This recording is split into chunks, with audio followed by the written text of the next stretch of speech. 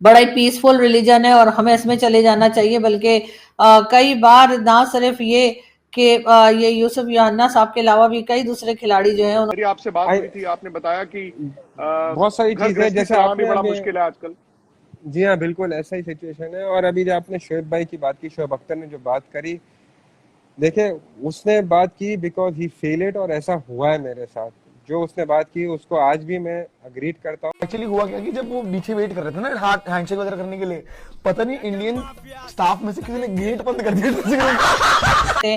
कभी कोई आयत सुना रहे होते हैं, कभी कोई भाषण दे रहे होते हैं, कभी कुछ और बता रहे होते हैं। तो इस तरह से करके बहरहाल कुछ लोग जो हैं वो जो टीम में इत्तेफाक से हमारे यहाँ तो आते हैं, आपने तो देखा है हमारे यहाँ तो माइनॉरिटी जो हमेशा अगेंस्ट ही रहा है मेरे, शुरू से वनडे शाहिद क्रिकेट में अफरीदी। नहीं आने दिया मुझे। अपना जब हम बैंक में खेलते थे, डिपार्टमेंट में थे, तो वहां पर मुझे बाहर बैठा के रखते थे, वनडे टूर्नामेंट नहीं खिलाते थे। वहाँ सब जगह बाहर करने की कोशिश करते थे, वहां पर भी कि मैं वनडे में नहीं खेलूं। मैं वनडे खेला हूँ, 16 वनडे खेला हूँ, लेकिन 10 साल के अंदर हर साल में 2 या ये फिल्मी दुनिया से निकल पा रहे। हाँ जी, फिल्मी दुनिया से बेचारे, वो हर वक्त फिल्म ही चल रही है वहाँ। ये सूर्य कुमार जो है, सूर्या कुमार यादव अच्छा सूर्या कुमार यादव। अब गेट बंद कर दिया किसी ने, तो बहुत बेइज्जती हो गई है। 3 मैच खेला हूँ, 4 मैच खेला हूँ, इस तरीके से।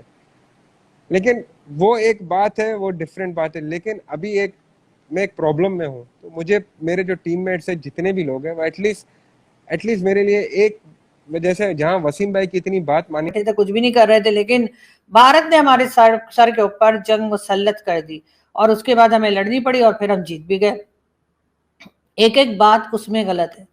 ना तो भारत ने हमारे सर पे कोई जंग मसल्लत की या जबरदस्ती, ना भारत ने हमारे सर कोई जंग लगाई। नमस्कार दोस्तों ये वजह है पाकिस्तान की क्रिकेट की बर्बाद होने की। इन्होंने अपने ही खिलाड़ियों को बर्बाद किया है पूरी तरह से। जैसे कि यूसुफ योहाना था, हम सबको बताया कि भाई वो क्रिश्चियन था और उसके बाद ज़बरदस्ती कन्वर्ट करवाया गया उसको और बाद में मुसलमान बन गया। लेकिन उसके बाद भी उसके कैरियर में कोई फ़ायदा उसे नहीं हुआ, बाद में वो टीम से आउट हो ही गया था, क्योंकि इन लोगों को यही था कि भाई ये कन्वर्टेड है।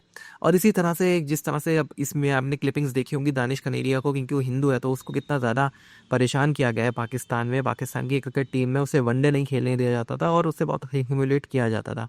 खासकर शाहिद अफरीदी, जो कि इसकी बहुत सारी वीडियो इंटरनेट पे आ रहे हैं जिसमें वो कह रहा है कि भाई शाहिद अफरीदी ने मुझे बहुत ज़्यादा ह्यूमिलेट किया। और यही मेन वजह है पाकिस्तान में जो क्रिकेट बर्बाद हुआ है, उसका रीज़न यही था। आप इस सब के बारे में क्या सोचते हैं कमेंट बॉक्स में ज़रूर लिखिएगा। वीडियो अच्छा लगे तो लाइक करें, शेयर करें और चैनल को सब्सक्राइब करना ना भूलें। बेल का आइकन प्रेस कर दें लेटेस्ट नोटिफिकेशन के लिए। आइए आगे बढ़ते हैं इस वीडियो। यूनुस जो कि पहले यूसुफ योहाना कहलाते थे, सॉरी मोहम्मद यूसुफ जो पहले यूसुफ योहाना कहलाते थे, क्रिश्चियन कम्युनिटी से इनका ताल्लुक था और उसके बाद हमारे लोगों ने इनको कलमा पढ़ा दिया।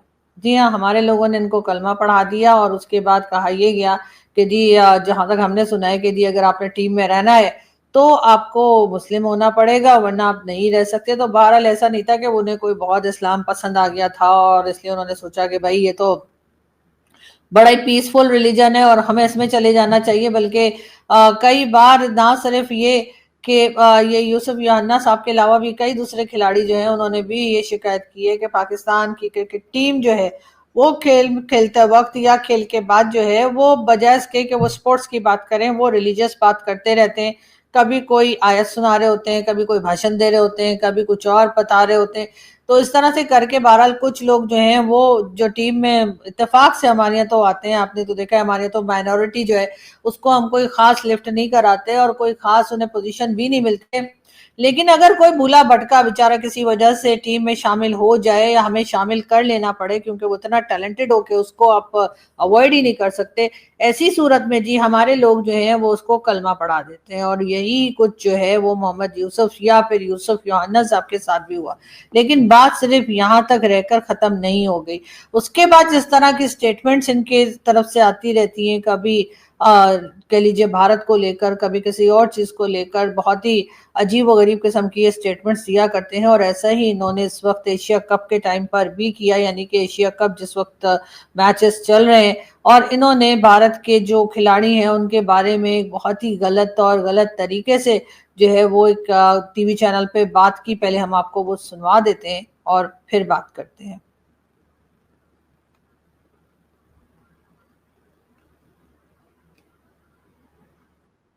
it? They know this all happened in the match. Jeff boycott की बात ना कर रहे हैं। असल में ये फिल्मी दुनिया से निकल पा रहे हैं। हाँ जी, फिल्मी दुनिया से बेचारे वो हर वक्त फिल्म ही चल रही है वहाँ। ये सूर्य कुमार जो है, सूर्या कुमार यादव, अच्छा सूर्या कुमार यादव।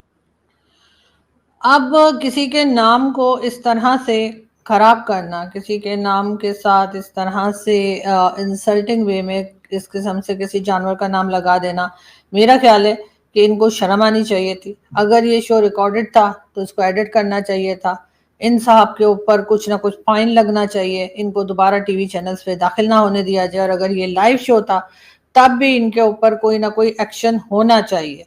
इसलिए कि एक तरफ तो आप जैसे कहते हैं कि हमारे यहाँ जो रिजवान राजी साहब हैं, जो जर्नलिस्ट हैं और पीटीवी में भी काम कर चुके हैं और भाई लोग के बड़े फेवरेट हैं और पीएमएलएन के भी बड़े नज़दीकी समझे जाते हैं, उन्होंने सिंधी जो हमारे यहाँ सिंध जो इलाका है वहाँ के रहने वालों के बारे में उन्होंने कुछ गलत बातें की अपने वीलॉग में, अपने यूट्यूब चैनल पे।